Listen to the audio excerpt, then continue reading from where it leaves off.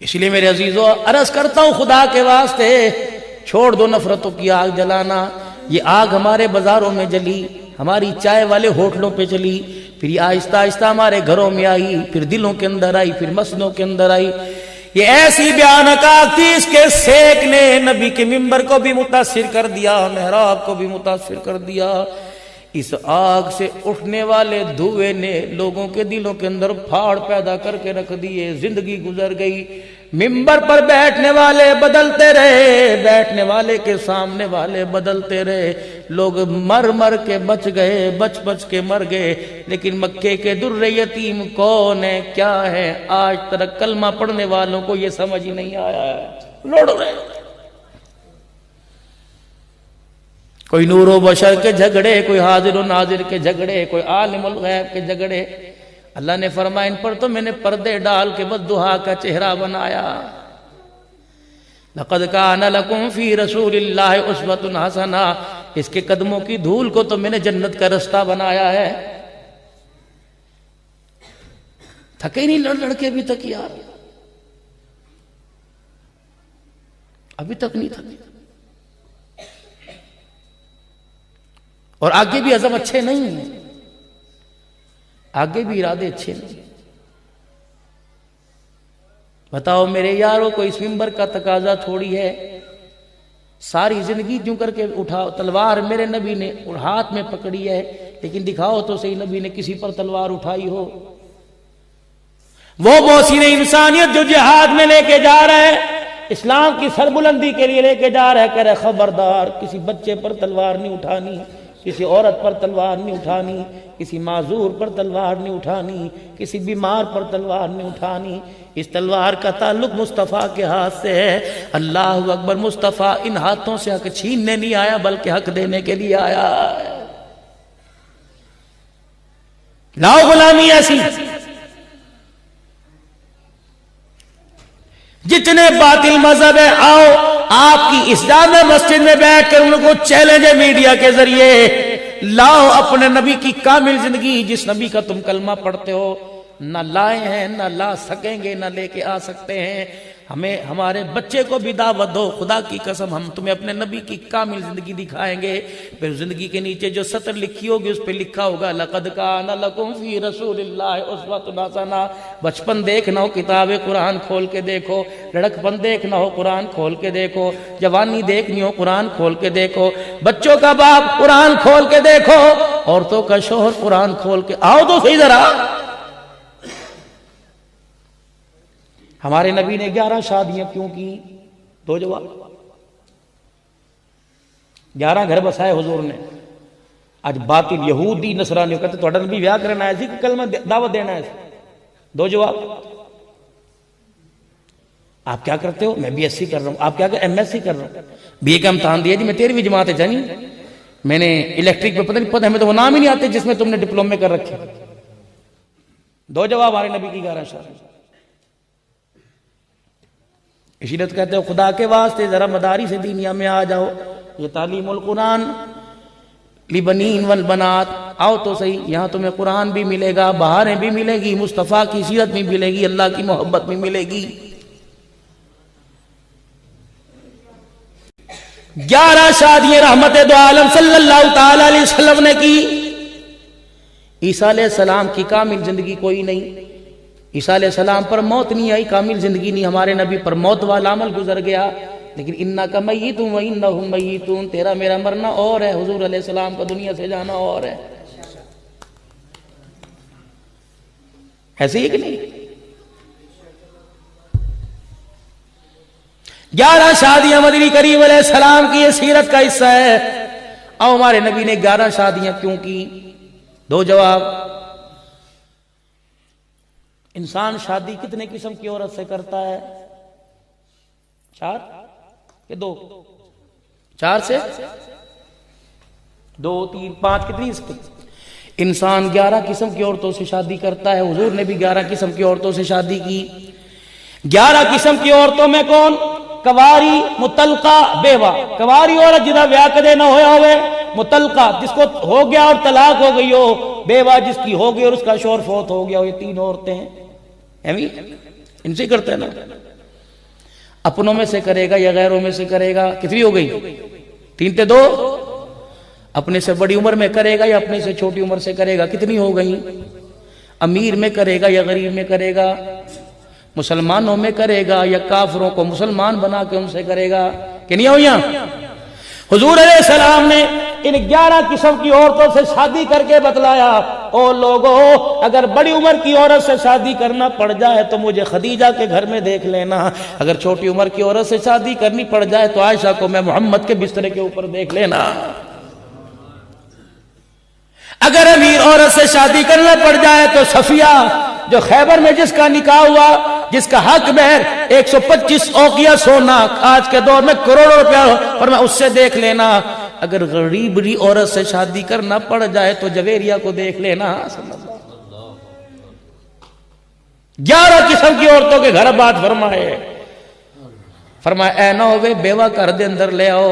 لوگ کی کہیں ہم میں اس کے ساتھ زندگی کیسے گزاروں؟ میں نے 25 سال گزار کے دکھائے، 3 شادی ہو چکی تھی، میری اولادی 6 بچے، میری اولادی اس سے ہوئی، 4 بیٹیاں 2 بیٹے اس سے ہوئے، رقیہ اس کے بطن سے، زینب خدیجہ کے بطن سے، اور اسی طریقے سے فاطمہ ام کلثوم یہاں سے آئی۔ سبحان اللہ، سبحان اللہ۔ طیب طاہر اللہ نے یہاں سے عطا فرمائے۔ او لوگو اگر مجھے باپ دیکھنا ہو تو خدیجہ کے گھر میں زینب کے سر پر ہاتھ رکھتا دیکھ لینا، اگر محمد الرسول اللہ دیکھتا ہو تو ہرا کے دامن سے یا ایھا الناس قولوا لا الہ الا اللہ کہتے دیکھ لینا۔ کہیں بھی کھڑے ہو کر میرے عزیزو آواز دو کہ اس مرحلے میں رسول اللہ صلی اللہ تعالی علیہ وسلم نے کیا کام کیا۔ میرے نبی نے ماں کی گود میں آنے کے طریقے سے لے کر قبر میں جا کر کروٹ بدلنے کا طریقہ بتلا دیا۔ لاؤ کسی نبی کی شریعت، جس نبی نے تمہیں قبر میں لیٹنے کا طریقہ بتلایا ہو۔ حافظ شاہی صاحب جن سے ہم نے قرآن پاک پڑھا، حافظ اسماعیل صاحب، ایک دن شام کو لے کے بیٹھ گئے، کہنے لگے پترا خدا کی قسم آج تک مجھے ملال ہے، میں پوری نہ کر سکا۔ کہنے لگے پترا مجھے دفنانا سنت کے مطابق۔ میں نے کہا وہ کیسے؟ کہنے لگے خبردار مٹی اور میرے درمیان کوئی چٹائی نہ بچھانا، سنت حضور کے درمیان نہیں بچھائی گئی۔ فرمایا میری قبر بغلی بنانا اور مجھے کروٹ سے لٹانا، نبی کو ایسے ہی لٹایا گیا تھا۔ فرمایا نہ پھٹے رکھنے نہ سلیٹے رکھنی، کچے مٹکے میری قبر کے اوپر رکھ کر مٹی ڈال دینا، یہ سنت صلی اللہ علیہ وسلم۔ آج نیت کرو کہ زندگی بھی حضور علیہ السلام کے طریقے کے مطابق اور موت بھی، خدا کی قسم یہی کامیابی ہے، یہی فلاح ہے۔ اور لڑکا کا تلاش کرنا ہے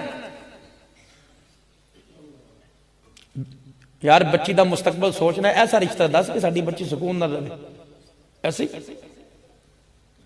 مالدار بھی ہو، اس کے بہن بھائی بھی کم ہو، اس کے ماں باپ بھی مرنے والے ہوں،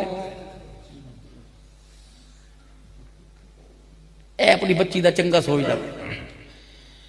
اپنی بچی کے سوچنے میں تو اس حد تک آ گیا، جس کے گھر جا رہی ہے وہ تیری بچی کو اس سے 4 ہاتھ آگے سوچیں گے۔ یاد رکھو میرے عزیزو، پھول تو میرے عزیزو گلشن کے اندر اچھا لگتا ہے، جب ٹہنی سے پھول توڑ لیا جاتا ہے تو ایک رات کے اندر پھول کی پتیاں بکھر جاتی ہیں۔ پہلے وقتوں کے اندر میرے عزیزو، اب ہن رواج کوئی نہیں، اب بھی ہے، پہلے وقتوں میں جب اندھیرا سورج بادلوں میں جایا کرتا تھا، لوگ اپنے گھر کے ہر کمرے کے بلب کو روشن کر دیا کرتے تھے، کہتے تھے اندھیرے گھر تو مردوں کے ہوتے ہیں، زندوں کے نہیں ہوا کرتے۔ پہلے میرے عزیزو ہمارے بڑوں سے پوچھو، مولانا انور صاحب سے، کوئی ویڑے تے آ جاندہ، کوئی سائیکل والا پاس سے گزر کے جاتا، کہتا میاں جی کتھے جانا ہے؟ اور بعد دساں گا پہلے تینوں گرمی لگی پسینہ بڑا ہے، ٹھہر میں پانی کہرونا ہے کہ آنا، میں آپ کے لیے پانی لے کے آ رہا ہوں، بیٹھیے۔ ہن تک بندہ پوچھے نا جی میں فلاں راہ پول گیا، کہندا پہلے ٹھنڈی کوک پیا پھر تمہیں دساں گا۔ اپنی آپ بیتی اللہ کی قسم، ایک مرتبہ جلسے پہ جلدی پہنچنا تھا، میں نے کہا بیٹے راستہ کی درجہ، خدا کی قسم اسے غلط رستے پہ ڈال دیا، چلتے رہے، آگے روڈ ہی ختم ہو گیا، واپس آئے، ہنس کے کہنے لگا لب گیا راستہ نا۔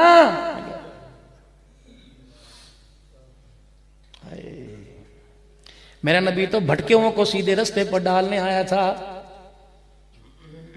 پتہ نہیں کہاں جا کے بیٹھ کے کس کی زندگی کو پڑھ رہے ہیں، کہاں چلے گئے۔ ایک اناروں کا باغ تھا، اس کے اندر ایک ملازم تھا، اس کا نام تھا مبارک۔ مالک بڑا اس پر اعتماد کرتا تھا۔ اپنے باغ میں آیا اور کہا کہ کہنے لگا مبارک مجھے ذرا وہ انار کا رس پلا جس درخت کا انار سب سے میٹھا ہو۔ ٹھیک ہے جی۔ ٹہنی کو ہاتھ ڈالا، انار توڑا، دانے نکال کے رس نچوڑا، جی پہلا گھونٹ پیا ترش پرے سڑتا کہ تو یہ پتہ نہیں اننا ہے، اور پلا دوسرے انار، تیسرے درخت کا انار، تینوں ترش۔ میں نے کہا پاگل مذاق کر رہا ہے؟ کہ جی ایک بات سنو، باغ کی رکھوالی کی مزدوری لیتا ہوں لیکن باغ کا انار کھانے کی میں نے آپ سے آج تک اجازت نہیں دی ہے۔ میں کہتا کوئی نہیں، سر پھڑ کے بیٹھ گیا، ورنہ کتنا نے ایک آدمی۔